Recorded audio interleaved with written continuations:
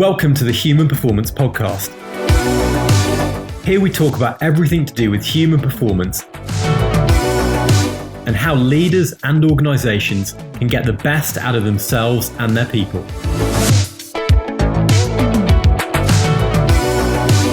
I'm your host, Alex Young.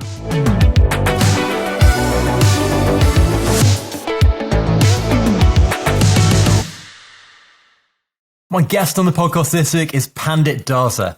Pandit is a mindful leadership expert who's spoken on mindful leadership and conducted workshops at Google, JPMorgan Chase, Citi, State Farm, Bank of America, Novartis, and multiple other Fortune 500 companies.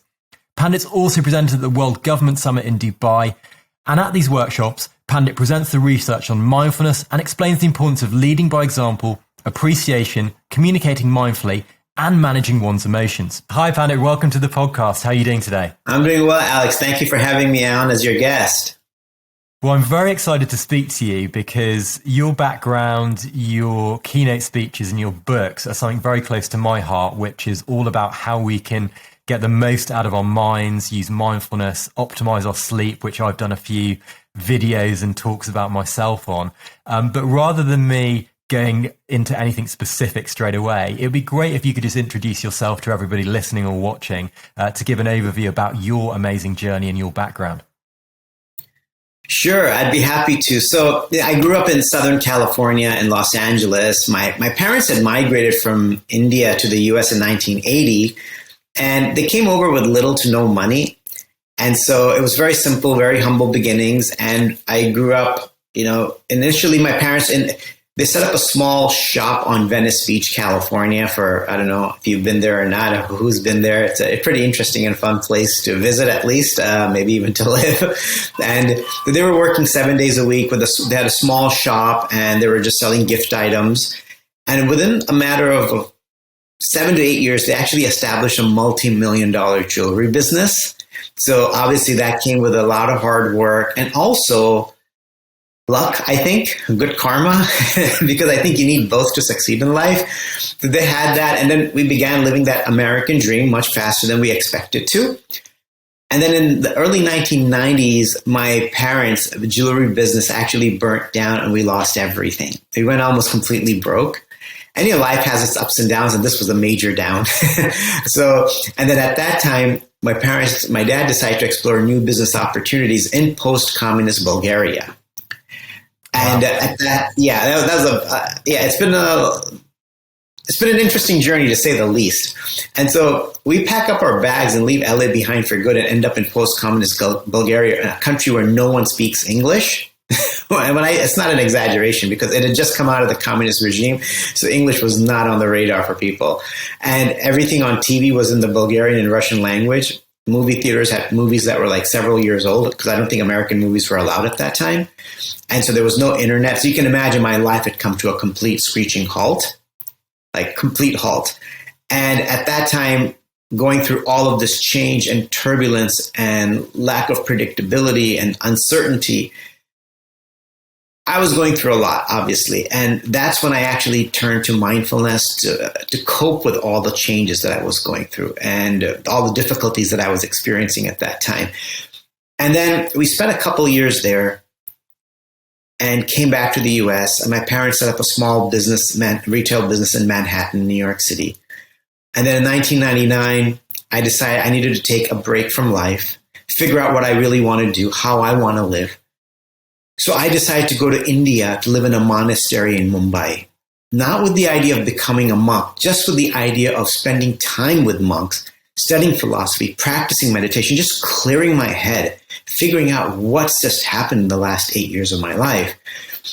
We were waking up at 4 a.m. We're sleeping on hardwood floors. No one has a mattress or a cushion or anything like that. Thin straw mats. That's it. You're sleeping on that. Tiny little closets everyone has, 1 meter by 1 meter at the most. And we're waking up 4 a.m, meditating for 2-3 hours a day, serving one another, serving the community. It was a communal living, life of simplicity, humility, and service. And somehow living in those sort of austere and difficult conditions, I felt like I found my calling and I fell in love with that lifestyle. I fell in love with the other monks. I came back to the US and moved into a monastery in New York City, wanting to continue that experience. I'm like, wow, this was so amazing. Can I do the same thing in the US? Because I don't know if I can fully live in India. It's a little uncomfortable for me. I've been too used to the US. And so I'm living in a monastery on the Lower East Side of New York, which is surrounded by tattoo shops, nightclubs, bars, bus stations, subway stations, you name it. Just it's New York. Right across the street is a funeral home from us. It's all on one block. You can get a bagel pizza, go to a nightclub, and the funeral home all at the same time if you want. So I ended up I thought I'd spend maybe 6 months in the New York monastery. I ended up spending 15 years of my life as a monk. That was until 7 years ago. And during that time, I was doing a lot of lecturing and teaching to college students on mindfulness and school life balance, work life balance. Then 7 years ago, I left the monastic life because I wanted to take this message and knowledge and wisdom to the corporate environment, because the stress level in corporations when you're working 9 to 5 or 9 to 9 or something in between there is tremendous. It's insane. And we don't know how to deal with it. We don't know how to find that balance. And how to deal with each other and not carry work stress home and home stress to work. So I left the monastic life 7 years ago, and I've been speaking in organizations around the world for the last 7 years on just mindful leadership, mindful workplace culture, and mindfulness and resilience. So it's a little bit of my background on how I came to doing what I'm doing right now.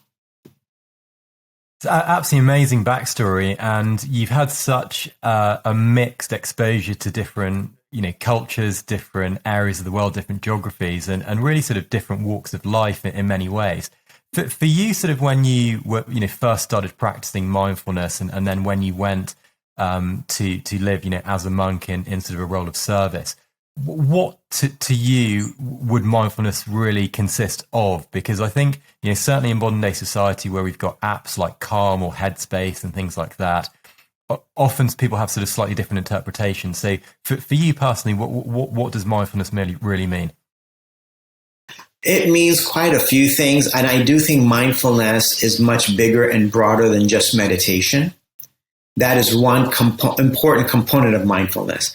Mindfulness is literally how thoughtful and conscious and aware we are of the things we're doing, our own speech, our own behavior, but even more important, our thought process. So mindfulness is something we carry throughout the day, from here to here to here. Right? It's all of it. So if I'm driving and someone cuts me off and is rude to me, am I aware enough to not be rude back? Am I self-aware and composed enough to say that person's having a bad day and that's why they're responding like that? I don't need to allow myself to enter that space and react the way they just did.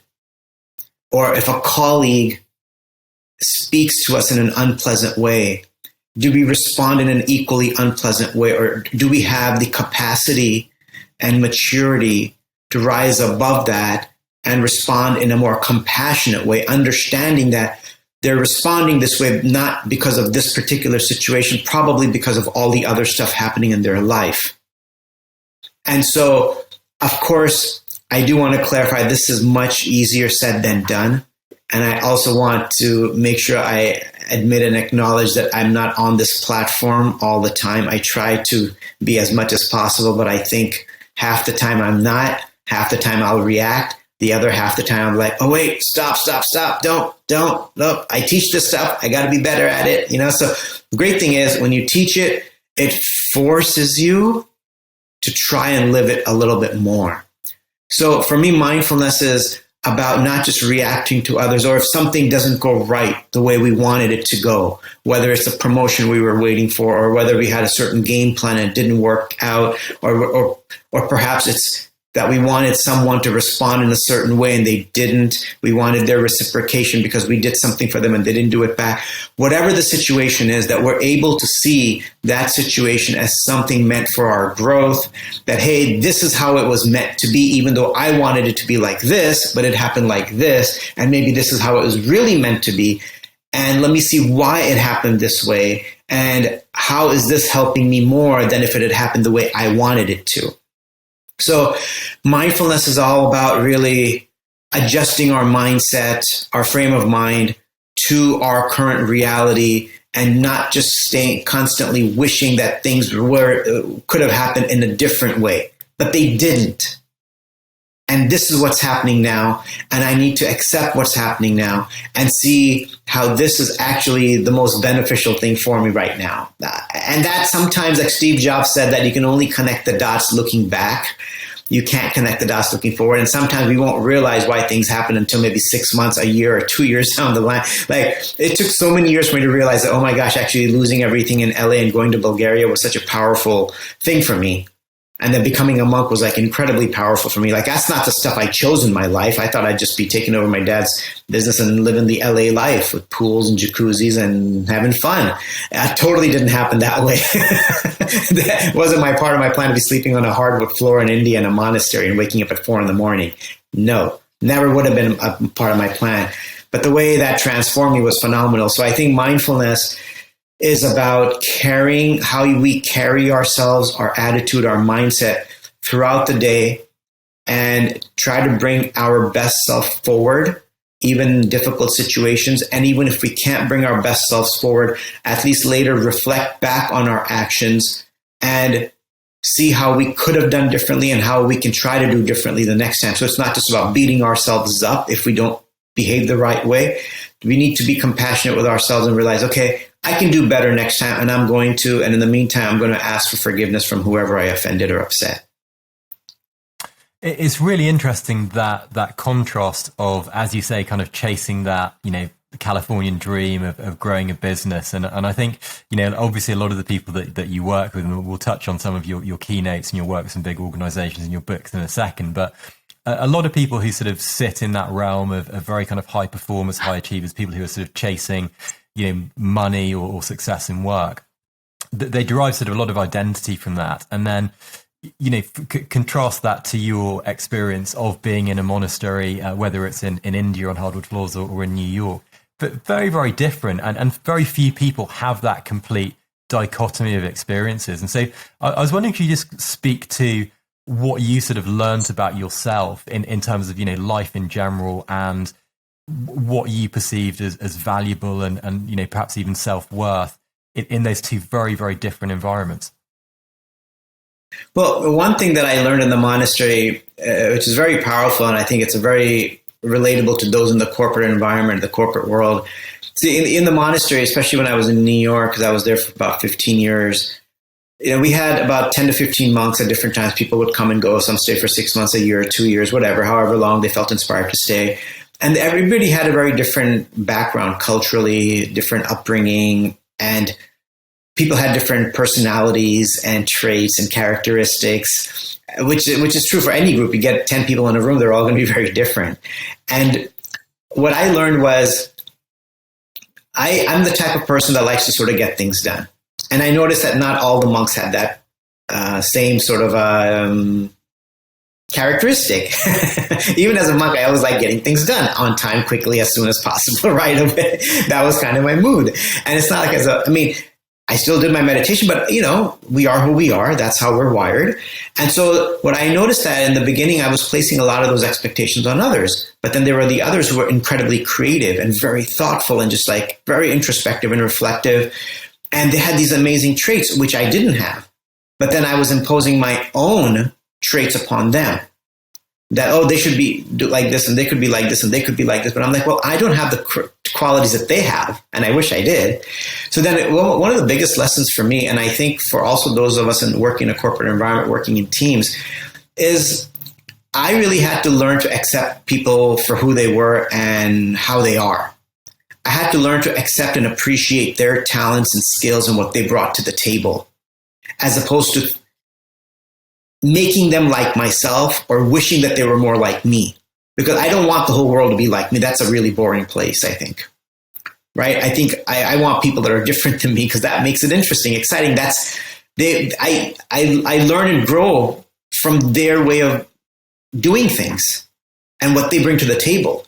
So, and I think in a corporate environment, and that was I think one of my most powerful lessons living. And you got to remember, we didn't have our own rooms for the most part. I did, because I was there a little longer than others, so I kind of got my own room. But a lot of times we were just like all sleeping next to each other, sharing 1 or 2 bathrooms between 10, 15 people, meditating next to each other. So if you had maybe a disagreement with one of the monks and you're sitting next to them meditating, that's a little hard meditation, now. But we had to learn to do that. And I think in an organization where some people are really driven and very successful, they want everyone else to be that successful as well. They want everyone else to be that driven. But I think that is a very immature approach. It's almost like if we judge a fish by its ability to climb a tree, we're going to be frustrated and we're going to make the fish feel very insecure about its abilities. Or if we judge a monkey by its ability to swim, we're going to give the monkey a serious complex, thinking like, my gosh, I'm useless. And our expectation is going to lead to only frustration. So what we have to realize that every single person has a strength. And as a leader, we have to help them find the thing that they're really great at, as opposed to trying to mold them into something else. I think teaching people, encouraging people to do something a little different is good and fine, but not that you're forcing and imposing your will upon them to be like you. That is actually very, very immature and very detrimental for that whole environment and that person's relationship with the others. So I think just learning to value others in such a close setting. And, again, we're sleeping in the same rooms. We're meditating together. We're sharing kitchen, bathroom, meditation space. Like we're sharing everything 24/7. So you really have to learn to appreciate what others are bringing to the table and not impose yourself upon them. So that's sort of, I think, the biggest correlation I make and what I learned from like speaking to corporations now and when I was living in the monastery. Really interesting. And it's one of the things that I had to sort of reflect on when I was scaling up my business to, sort of 40 plus employees or whatever it was. And I think one of the best pieces of advice I was given was, if you're founding a business or you're the CEO or you're on the executive team, you can't expect your employees to be as passionate about your idea and what you're doing as you are. And you can't expect them to, work weekends and all these other things if you're, if that's kind of the way you're built. And a lot of it is about sort of, as you say, bringing out the best in other people while also managing your own expectations and not setting goals that are, too high in terms of expectation for yourself or your team, which is, again, feeding back into what you're talking about, mindfulness, where you've got to be kind to yourself, you've got to be accepting of others, while also that, you're driving towards some of your company goals and things like that. In terms of, then translating some of the things that you learned specifically into the corporate sector, I know you've written sort of a number of books and you go in and sort of do coaching and work quite closely around leadership and well-being in organizations. Specifically on that coaching piece, where do you start when you go into an organization? And I know that you've worked with some really big sort of Fortune 100, Fortune 500 companies. Where do you sort of go in to instill that kind of behavior change and share some of your knowledge with them? So, one of the first things is me helping them understand the nature of their own mind. I think that's where it all starts, because if we're going to talk about mindfulness, we have to talk about the mind and help people understand what the mind is, and that most of our anxieties, most of our misconceptions and misunderstandings that take place in life and with each other all start in our mind. And one example I throw out there which people find interesting is that I asked them, like, hey, have you ever had an argument with someone, then later in the day you replay that whole argument back to yourself? And, people usually smile like, yeah, we've done that. And I'm like, yeah, did anything positive come out of that? No, you just got more frustrated and angry for the whole second time now, because you literally made yourself live through that whole thing again. And I'm like, how many times has this happened where you've seen someone without knowing them, you formed an opinion about them? Like maybe you saw somebody eating a sandwich in a way, maybe that was a little bit messy, and you created a whole impression about that person based on the way they were eating their sandwich. Oh, this person's sloppy, must be lazy, all kinds of like stuff that you put them in. And people are like, yeah. And I'm like, well, now if you have a mind like that, can you really trust your mind? Like when you're driving through the desert and you look in the distance, it's desert, but you see something that looks like water.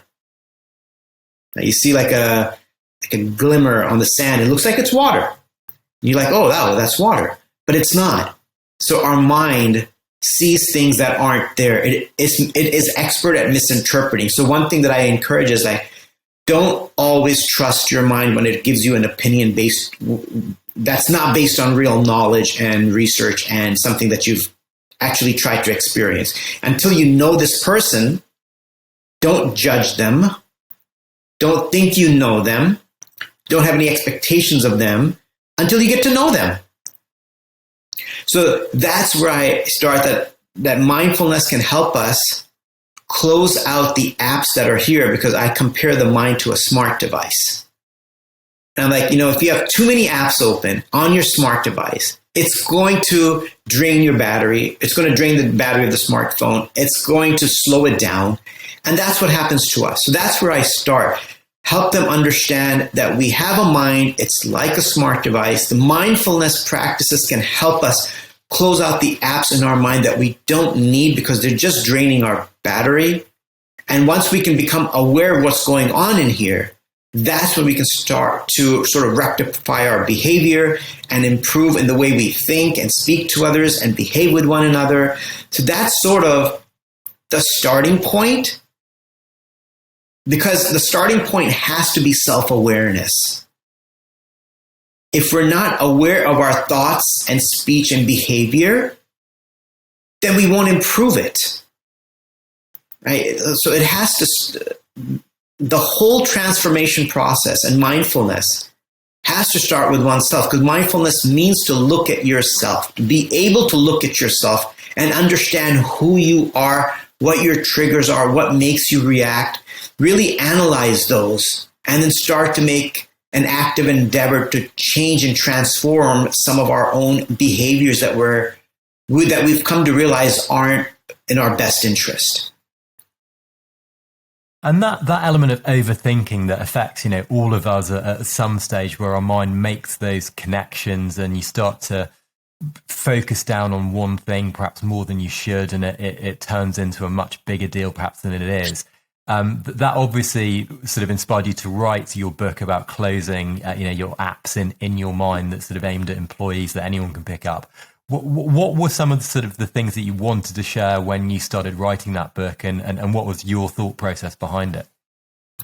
Well, one thing that was happening is after my lectures, people were constantly asking me, hey, have you written about this? Do you have any articles on this? And I would say, yeah, kind of, not really. And at one point I'm like, okay, people are asking for more and I just need to give them something. So when I walk away after a 1 hour lecture, how much are they going to remember? They'll remember maybe one or two things. We have so much going on in our life. Like, it's just like one thing after another, right? You're not going to remember. So ultimately I'm like, okay, I think I just need to put something down on paper so that I can let people see it and really read it at their own time. So I wrote it, the book on closing the apps, how to be mindful at work and at home. And even the picture is kind of like that, where it's like the mind is open and all these apps are floating out of the mind, and we're trying to close some of them out because we don't need all of them open all the time. Right. So that was kind of the reason that people would have a nice follow-up tool, because I've got even writing exercises in the back of each chapter to help them reflect on their own behavior, what makes them tick. And so another exercise I have in there is on appreciation, because one of the things I do talk about in an organization is how do you on a regular basis appreciate your colleagues. And appreciation is something that, of course, leaders need to do. That's very important. I think that's one of the most important things that a leader can do, a manager can do, is appreciate their colleagues and the workforce and the direct reports. And also just really being able to appreciate specifically. So one of the exercises I have in here is, how do you feel when you're not appreciated at work? And when I ask that question during my speeches, people give them amazingly powerful responses, like unmotivated, discouraged, wanted to switch jobs, like all kinds of things people start saying in those when I ask that question. So I kind of made that an exercise in the book, also just writing down, how do you feel? And how do you feel when you are appreciated? And how often do we appreciate others? Yeah, we know that we're not getting appreciated as much as we want to. And we probably can remember all the times people should have appreciated us and didn't. But now let's switch it around. How often are we are appreciating others? Are there people in our life that are expecting appreciation from us and we've fallen short severely? So instead of thinking of what others haven't done, why not think about what I'm doing and what I haven't done and what I could do better?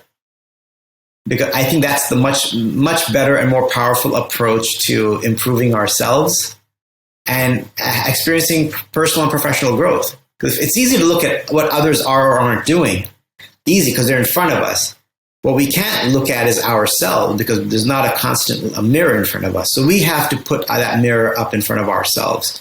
So just sort of having, a follow-up tool and giving people a chance to reflect deeply is some of the motivations I had behind writing this, so that people could have a tool after they've heard my talk or just curious to know more, go deeper into the stuff that I talked about. That gives them an opportunity to do that.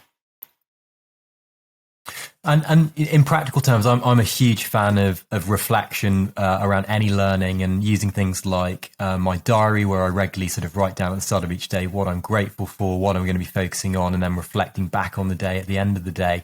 I will do that quite regularly. And certainly one of the things that I was a big, proponent of when I was building out our company culture was that at the end of each week, the team give other team members what we call shout outs to sort of celebrate and appreciate them. Those are just kind of a couple of practical examples that I use. Do you have anything else that, for me as like a leader, I should be kind of doing or that could, improve team well-being or mindfulness, or how we sort of appreciate others, other than those sort of examples I've just given? Well, I think one could possibly be that because what a lot of organizations are doing is they're having regular, maybe weekly or monthly mindfulness sessions for their companies and their employees. Like I've been doing a lot of, like for some larger companies like Kellogg and others, where I do one speech and then they have me do like a monthly virtual call, and I can spend time with about 300, 400 people join in, and they do a mindfulness practice with me. 30 minutes where I do a short talk, I do some mindfulness practice and a Q&A. So maybe that's something that could be implemented for maybe once a month or every 2 weeks. You get together during company time so they understand that, hey, this is valuable, and look, we're using company time. It's not like I have to do this when I get home, which was nice if you could do that when you get home. But you're like, no, this is part of work, and I'm facilitating this well-being time during the workday for all of us to come together once a month or every couple of weeks. We take 20 minutes and we just do some mindfulness practice, which could be breathing exercises, focusing exercises. It could also just be talking about gratitude, just spending some quality personal time with our colleagues, get to know their human side. And so that's, I think, one thing that can be done, where maybe you're already doing that. But I think that's one thing that could be done, is during company time, just taking time out for some well-being and doing it together, and which I think could be a powerful thing. I mean, that's a great tip.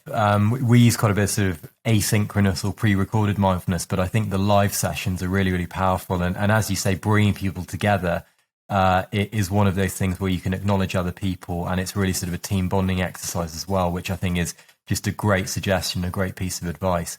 One of the topics that I've sort of touched on and that I'm almost a little bit overly obsessed with is how I do my own mindfulness. And I tend to do it sort of in the morning, a sort of meditation session. And then I'll also try and do a little bit in terms of my wind down routine and sleep. Now that sort of always sets me up for the day, and that's worked quite well for me personally. One of my big things I'm really sort of into as well is sleep, and getting sufficient sleep to then be able to operate the following day. I know that you sort of touch on sleep and combine that with mindfulness and the mind. What are some of your top tips around there, and how do you think sleep has been detrimentally affected during things like the pandemic period, and with people having sort of racing minds in today's business settings? Yeah, there's research from Johns Hopkins Medicine that I share in my talks, that how a lack of sleep can affect our mood and memory, health, and our judgment. What else is there besides those? What do you lose those for? You're out. You're gone. You might as well go to sleep after that. If you have no mood, your mood, memory, health, and your judgment, how can you work with those things being deficient, right? And it also shows that when we are sleep deprived, our body starts craving sweet, salty, and starchy foods, because it needs a quick pickup of energy. And when we start doing that, it increases our chances of developing obesity and cancer by almost 45%. and increases our chances of developing dementia by 33%.